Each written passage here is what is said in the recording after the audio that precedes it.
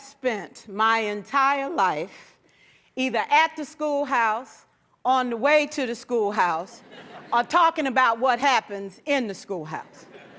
Both my parents were educators. My maternal grandparents were educators. And for the past 40 years, I've done the same thing. And so needless to say, over those years, I've had a chance to look at education reform from a lot of perspectives. Some of those reforms have been good, some of them have been not so good. And we know why kids drop out. We know why kids don't learn. It's either poverty, low attendance, negative peer influences. We know why. But one of the things that we never discuss, or we rarely discuss, is the value and importance of human connection. Relationships. James Comer says that no significant learning can occur without a significant relationship. George Washington Carver says all learning is understanding relationships. Everyone in this room has been affected by a teacher or an adult. For years, I have watched people teach. I have looked at the best and I've looked at some of the worst. A colleague said to me one time, they don't pay me to like the kids. They pay me to teach a lesson. The kids should learn it. I should teach it, they should learn it, case closed. Well, I said to her, you know, kids don't learn from people they don't like.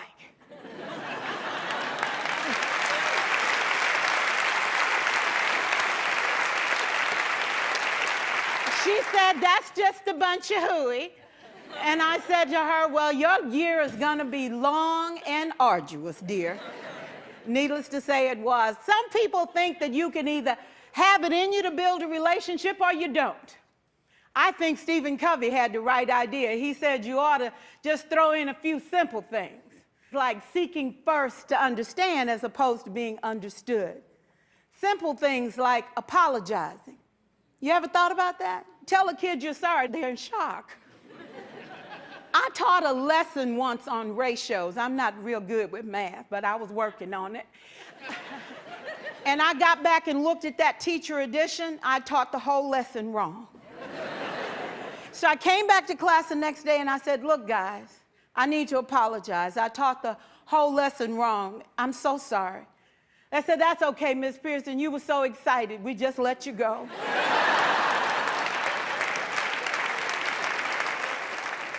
I have had classes that were so low, so academically deficient that I cried. I wondered, how am I going to take this group in 9 months from where they are to where they need to be? And it was difficult. It was awfully hard. How do I raise the self-esteem of a child and his academic achievement at the same time? One year I came up with a bright idea. I told all my students, you were chosen to be in my class. Because I am the best teacher and you are the best students, they put us all together so we could show everybody else how to do it.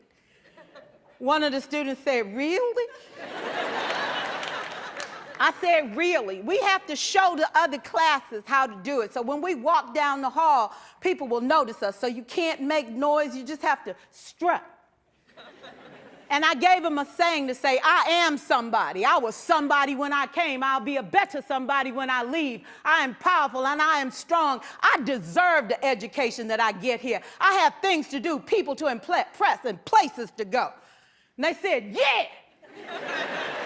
You say it long enough, it starts to be a part of you. And so,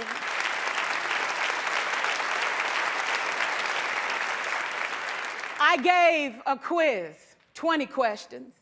Student missed 18. I put a +2 on this paper and a big smiley face. He said, Miss Pierson, is this an F? I said, yes. He said, then why'd you put a smiley face? I said, because you on the roll. You got 2 right, you didn't miss them all. I said, and when we review this, won't you do better? He said, yes, ma'am, I can do better. You see, -18 sucks all the life out of you. +2 said, I ain't all bad.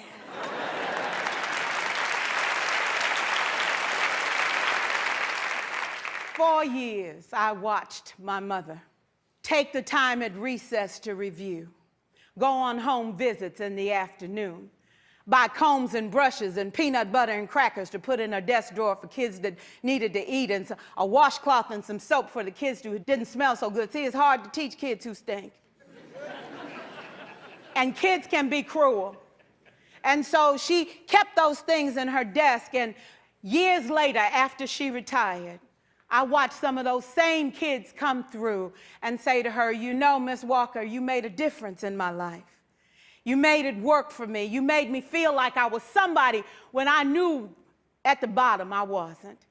And I want you to just see what I've become. And when my mama died 2 years ago at 92, there were so many former students at her funeral. It brought tears to my eyes, not because she was gone, but because she left a legacy of relationships that could never disappear. Can we stand to have more relationships? Absolutely. Will you like all your children? Of course not. And you know your toughest kids are never absent. Never. You won't like them all, and the tough ones show up for a reason. It's the connection, it's the relationships. And while you won't like them all, the key is they can never, ever know it. So teachers become great actors and great actresses, and we come to work when we don't feel like it, and we listen to policy that doesn't make sense, and we teach anyway. We teach anyway because that's what we do. Teaching and learning should bring joy. How powerful would our world be if we had kids who were not afraid to take risks, who were not afraid to think, and who had a champion? Every child deserves a champion, an adult who will never give up on them, who understands the power of connection and insists that they become the best that they can possibly be. Is this job tough? You betcha. Oh God, you betcha. But it is not impossible. We can do this. We're educators. We're born to make a difference. Thank you so much.